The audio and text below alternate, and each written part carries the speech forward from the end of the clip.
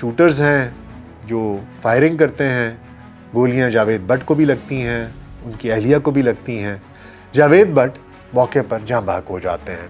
और जिस जगह पर ये सारा वाक़या पेश आता है पता चलता है कि वहाँ के सीसीटीवी कैमरास काम ही नहीं कर रहे। उनकी अहलिया होश में आती हैं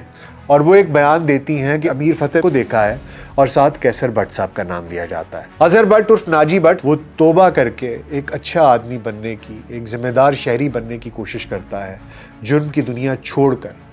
और उसे दोबारा उसकी मजबूरियाँ जुर्म की दुनिया में ले आती हैं। बिल इतने आते हैं, एक 37,000 रुपये आपने मिनिमम वेज रखी हुई है, उस 37,000 रुपये में घर का किराया और बिजली का बिल निकल जाए, बाकी लोगों के पास खाने के लिए एक टका नहीं रहता।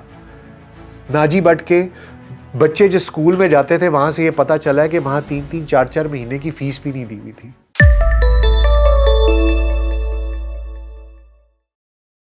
वीएलसी पॉडकास्ट पर डॉक्टर नासिर बेग के साथ आपकी खिदमत में हाजिर हैं। अस्सलाम वालेकुम।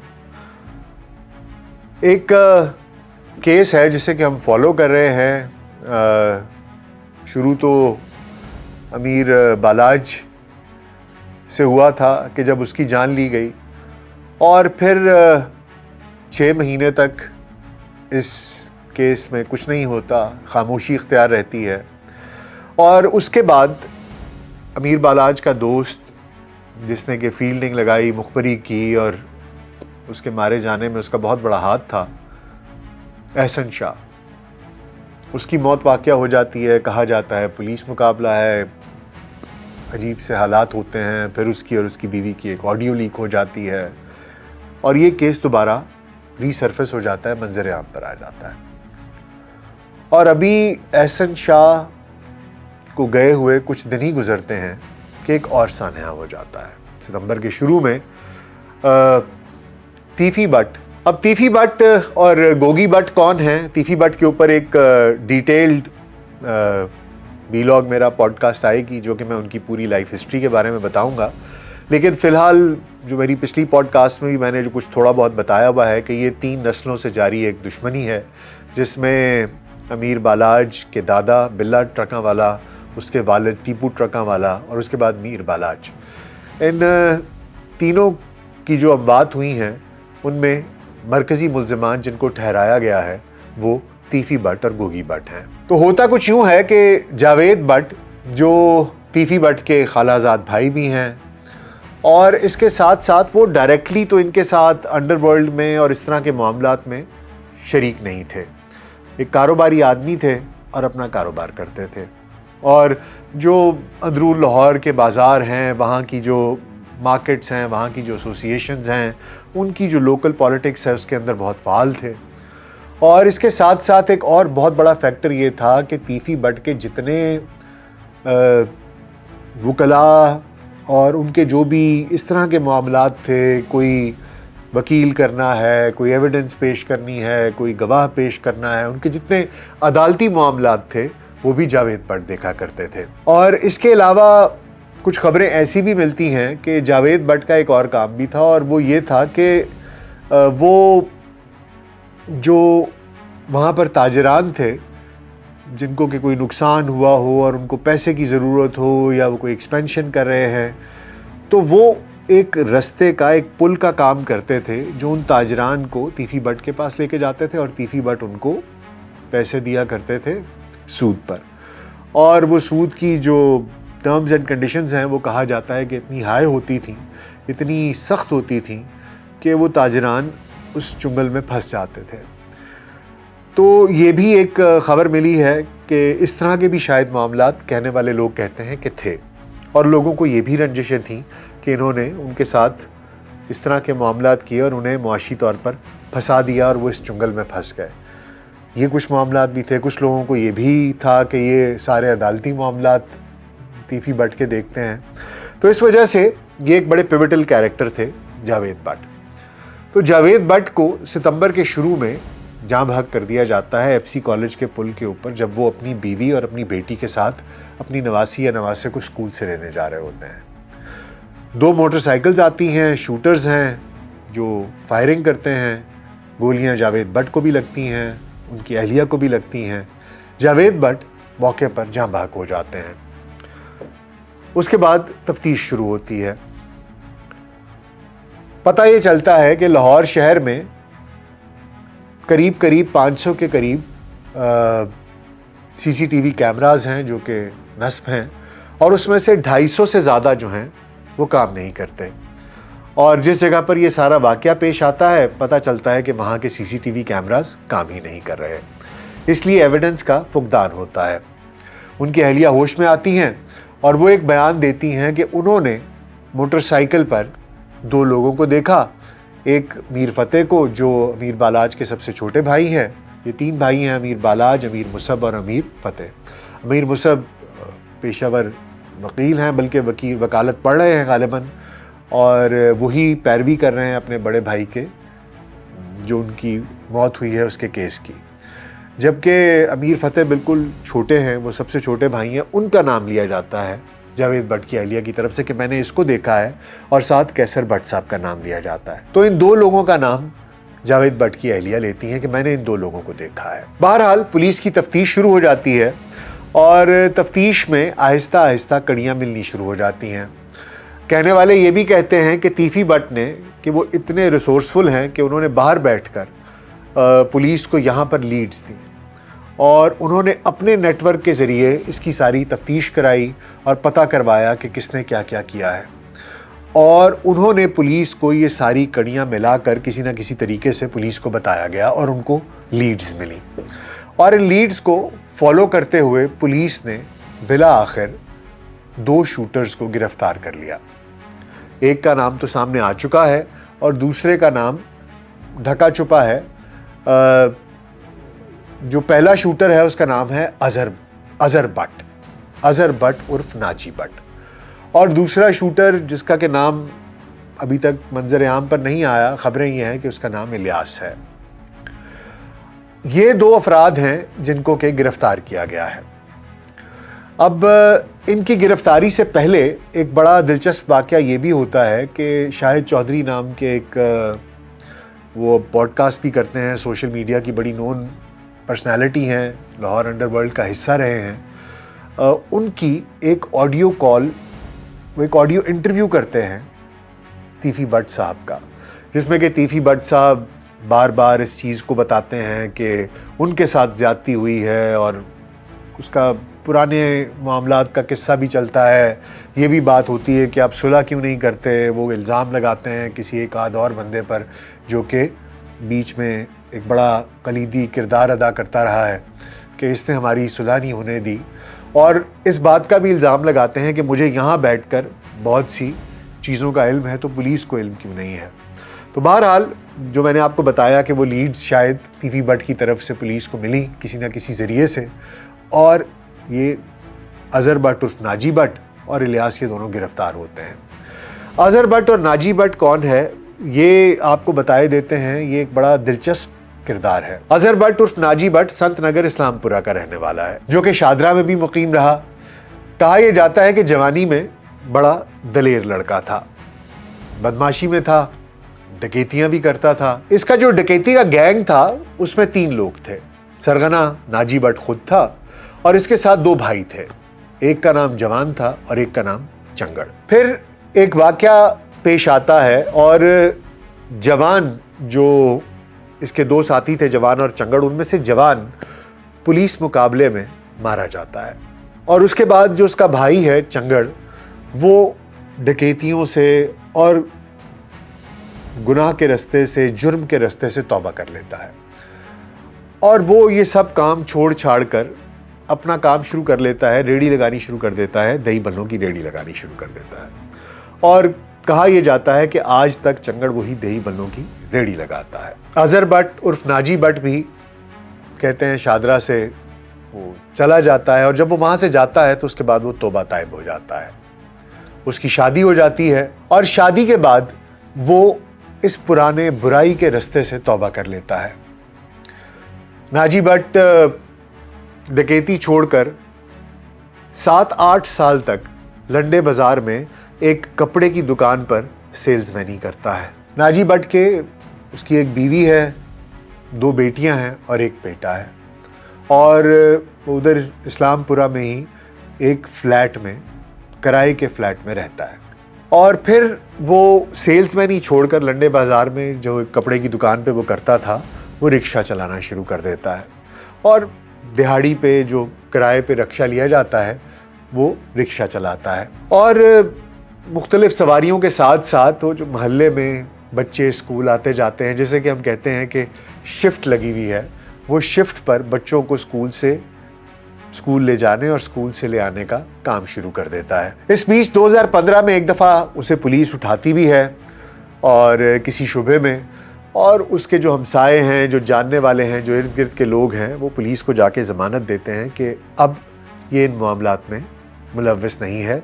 یہ جرم کی دنیا چھوڑ چکا ہے،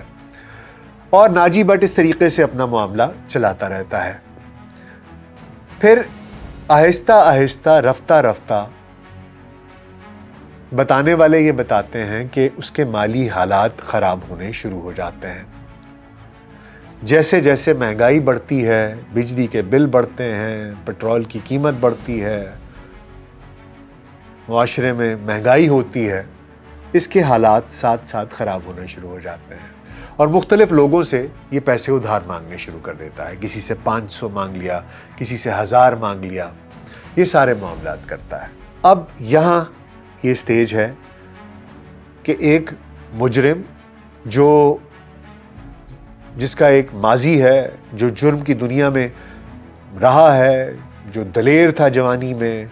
جو ڈکیتیاں کرتا تھا، جو وارداتیں ڈالتا تھا، جسے جرم کی دنیا کا پتہ ہے، اس کے لیے یہ دنیا نئی نہیں ہے، وہ توبہ کر کے ایک اچھا آدمی بننے کی، ایک ذمہ دار شہری بننے کی کوشش کرتا ہے، جرم کی دنیا چھوڑ کر، اور اسے دوبارہ اس کی مجبوریاں جرم کی دنیا میں لے آتی ہیں۔ کہا یہ جاتا ہے کہ عارف نامی ایک شخص ان سے رابطہ کرتا ہے، اور یہ ایک نئے کردار بیچ میں شامل ہوتا ہے، پھر ساتھ الیاس بھی ایک کردار بیچ میں شامل ہوتا ہے، اور ایک ڈیل کی جاتی ہے۔ ابھی تک یہ باتیں کیونکہ منظر عام پر نہیں ہیں، یہ جو اطلاعات ہیں انہی کے مطابق یہ کہا جاتا ہے کہ شوٹرز نے جو اطلاعات دی ہیں اس میں عارف نامی آدمی جو کہ پتوکی کا رہنے والا ہے، وہ فی الحال کہیں فرار ہے، وہ ابھی تک پکڑا نہیں گیا، اس کے ذریعے یہ سارے معاملات طے ہوتے ہیں۔ اب آتی ہے بات کہ انہوں نے نام کس کا لیا۔ پولیس سے انویسٹیگیشن کے مطابق، انویسٹیگیشن کے دوران یہ جو شوٹرز ہیں انہوں نے کیا بتایا کہ کس کا نام لیا، کہ کس نے ہمیں ہائر کیا تھا۔ تو ابھی تک جو خبریں آئی ہیں وہ یہ ہیں کہ وہ نام یہ لیتے ہیں کہ ہمیں امیر مصعب وغیرہ نے پیسے دیے تھے، اور ٹرکا والا فیملی نے ہمیں پیسے دیے تھے، اور ان کے کہنے کے اوپر ہم نے یہ واردات کی ہے۔ یہاں پر ایک چیز بتانا بہت ضروری ہے کہ ان شوٹرز کے پکڑے جانے سے کچھ دن قبل امیر مصعب کی بھی ایک ویڈیو منظر عام پر آتی ہے، جس میں کہ امیر مصعب ان تمام ناانصافیوں کا تذکرہ کرتا دکھائی دیتا ہے کہ آخر ان کے خاندان کے ساتھ ناانصافیاں کیوں ہو رہی ہیں، کون کون سی ناانصافیاں ہوئیں، انہوں نے وہ بھی گنائیں، اپنے دادا سے لے کے اپنے والد، اپنے بھائی، اور اس کے بعد انہوں نے یہ بھی بتایا کہ یہ جو ایک نیا کیس ہے جاوید بٹ صاحب کی جو موت واقعہ ہوئی ہے، ان کے جاں بحق ہونے میں جو FIR کاٹی جا رہی ہے اس میں انہوں نے بتایا کہ میرے چھوٹے بھائی کا نام لیا جا رہا ہے اور کیسر بٹ صاحب کا نام لیا جا رہا ہے۔ امیر مصعب نے اس کو ڈینائی کیا کہ ہمارا جاوید بٹ صاحب کے جاں بحق ہونے سے کسی قسم کا کوئی تعلق نہیں ہے۔ تو شوٹرز نے جو بیان دیا انہوں نے امیر مصعب کا نام لیا، اور جب تحقیق کی تو پتہ چلا کہ امیر مصعب اس واقعے سے کچھ روز قبل پہلے ہی پاکستان چھوڑ کر باہر چلے گئے تھے۔ اب ڈیل کتنے میں ڈن ہوئی، کیا ہوا، کیسے ہوا، بتانے والے یہ بتاتے ہیں، یا جو اطلاعات مل رہی ہیں وہ کچھ یوں ہیں کہ 5 لاکھ روپیہ ایڈوانس ان کو دے دیا گیا تھا، اور اس کے علاوہ 2 گھروں کی بات ہوئی تھی۔ اب لاہور میں رہنے والے یہ جانتے ہیں، اور لاہور کے جو پراپرٹی ریٹ سے لوگ واقف کار ہیں وہ یہ جانتے ہیں کہ 3 سے 5 مرلے کا گھر بھی لاہور میں 2 سے 2.5 کروڑ روپے سے کم میں نہیں ملتا۔ تو اس کا مطلب یہ ہوا کہ جو ڈیل طے ہوئی وہ تقریباً 5 کروڑ روپے میں ڈیل طے ہوتی ہے۔ 5 لاکھ روپیہ شاید جو ان کو ایڈوانس دیا گیا وہ لاجسٹکس کے طور پر ہوگا کہ موٹر سائیکلز ہیں، ویپنز ہیں، ایمونیشن ہے، کور کرنا ہے، کیا ہے، شاید وہ ان کو دے دیا گیا اور کام مکمل کرنے پہ ان کو باقی کی جو بھی وہ رقم ہے، رقم تو نہیں تھا اس میں، گھر تھے، وہ ان کے نام ہو جانے تھے۔ اب تفتیش ابھی تک یہ پولیس کو دیا ہوا بیان ہے جسے غالباً شاید 161 کا یا 62 کا بیان کہا جاتا ہے۔ پولیس کے سامنے جب بیان دیا جائے تو وہ اس کی کونوٹیشن اور ہوتی ہے، کیونکہ کہا یہ جاتا ہے کہ کہیں زور زبردستی سے یہ بیان نہ دلوایا گیا ہو۔ اب تو یہ جب عدالت میں پیش ہوں گے، وہاں پر جب 164 کا بیان ہوگا تب پتہ چلے گا کہ یہ کیا کہانی ہے اور کیا کہانی نہیں ہے۔ لیکن بہرحال ابھی تک کیونکہ معاملہ زیر تفتیش ہے، یہ کچھ ایسے حقائق تھے جو کہ ہم تک پہنچے تو سوچا کہ آپ تو پہنچا دیے جائیں۔ میں پچھلے ویلاگز میں بھی یہ کہتا رہا ہوں کہ جو شوٹر کلچر ہے یہ لاہور میں بہت زیادہ عام ہو گیا ہے، اور اب ایک اور چیز جو سوچنے کی ہے وہ یہ ہے کہ یہ جو شوٹرز پکڑے جا رہے ہیں یہ نوجوان لڑکے نہیں ہیں۔ اس سے پہلے شوٹرز کا کلچر یہ تھا کہ 19-20 سال کے لڑکے گرم خون، بہت جلدی آپ ان کو بہلا پھسلا لیتے ہیں، پیسے کی چکا چوند ہوتی ہے، پیسے دیتے ہیں، وہ ٹریپ ہو جاتے ہیں اور وہ شوٹنگز کر دیتے ہیں۔ لیکن یہ جو شوٹرز پکڑے جا رہے ہیں یہ تو ادھیڑ عمر کے، یہ آپ سمجھ لیں کہ بڑھاپے کے قریب شوٹرز ہیں۔ اس سے پہلے لاہور میں ایک واقعہ ہوا جس میں کہ جو شخص شوٹر پکڑا گیا اس کی 6 بیٹیاں تھیں، اس کی عمر بھی 60 سے 65 سال تھی، اور وہ سخت مجبوری کے عالم میں تھا، اور کہتے ہیں کہ اس نے خودکشی کی کوشش بھی کی اور اس میں وہ ناکام رہا، اور پھر اس نے وہ واردات کی۔ امیر مصعب کا بھی جو شوٹر تھا اس کی بھی عمر 60 سے 65 سال کے بیچ میں تھی، وہ بھی ایک غریب آدمی تھا، مجبوری میں تھا، اور یہ معاملہ ہوا۔ اور اب اظہر بٹ عرف ناجی بٹ بھی ایک عمر کا آدمی ہے جس کے 3 بچے ہیں، جو مہنگائی، بے روزگاری، معاشرتی دباؤ اور معاشی دباؤ، ان سب کے اندر پھنس کر مجبوری میں ایسا لگتا ہے کہ یہ معاملات ہوئے ہیں۔ یہ جو نئے شوٹرز پیدا ہو رہے ہیں اس میں بہت بڑا کردار اس وقت کے ہمارے معاشی حالات کا ہے، اور